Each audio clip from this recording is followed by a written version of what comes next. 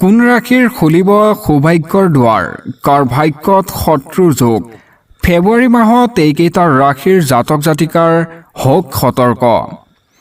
নমস্কাৰ প্ৰিয় দৰ্শক, পুনৰ স্বাগতম জনাইছোঁ লাইভ নিউজ 24 চেনেলটোলৈ।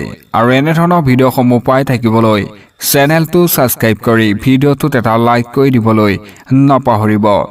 তেন্তে বলক দৰ্শকসকল, ভিডিঅ'টো আৰম্ভ কৰোঁ।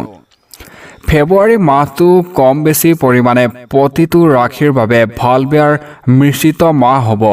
কিন্তু কিছুমান বিশেষ ৰাশিৰ লোকে কিছুমান বিশেষ বিষয়ত অলপ সাৱধান হোৱাটো জৰুৰী।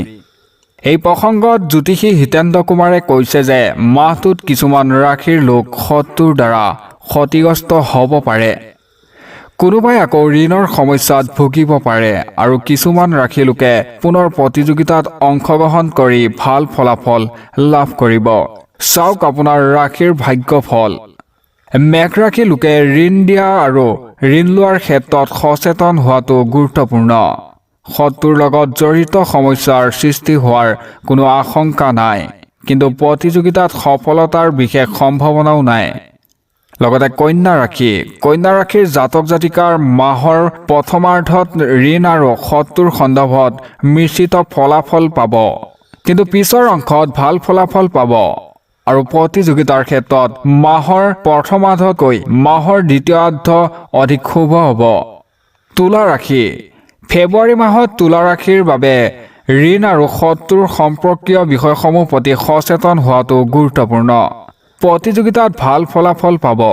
আৰু লগতে বৃশ্চিক ৰাশিৰ জাতক জাতিকাৰ আজিৰ দিনটোত ঋণ বা শত্ৰুৰ লগত জড়িত সমস্যাত ভুগিবলগীয়া হোৱাৰ সম্ভাৱনা নাই যদিও প্ৰতিযোগিতাত অংশগ্ৰহণ কৰাত সফল হোৱাৰ সম্ভাৱনা কম।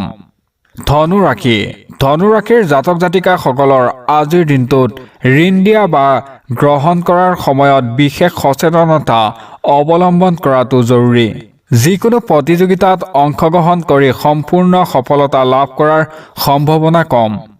মকৰ ৰাশিৰ জাতক জাতিকৰ আজিৰ দিনটোত ঋণ আৰু শত্ৰুৰ সম্পৰ্কীয় বিষয়ে প্ৰভাৱ পৰাৰ আশংকা নাথাকে। প্ৰতিযোগিতাত অংশগ্ৰহণ কৰি ভাল ফলাফল পাব। কুম্ভ ৰাশি।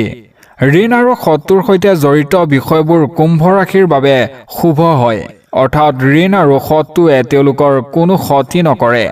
প্ৰতিযোগিতাৰ ক্ষেত্ৰত দ্বিতীয়াৰ্ধতকৈ মাহৰ প্ৰথমাৰ্ধ অধিক অনুকূল।